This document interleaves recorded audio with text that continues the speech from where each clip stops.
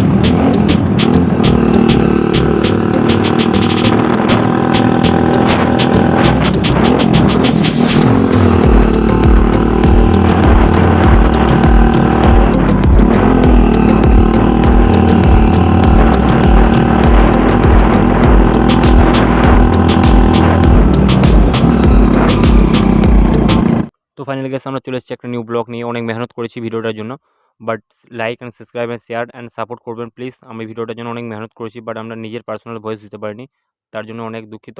But next video মানে জবরদস্ত হবে। প্লিজ সাবস্ক্রাইব করতে ভুলবেন না, প্লিজ প্লিজ প্লিজ।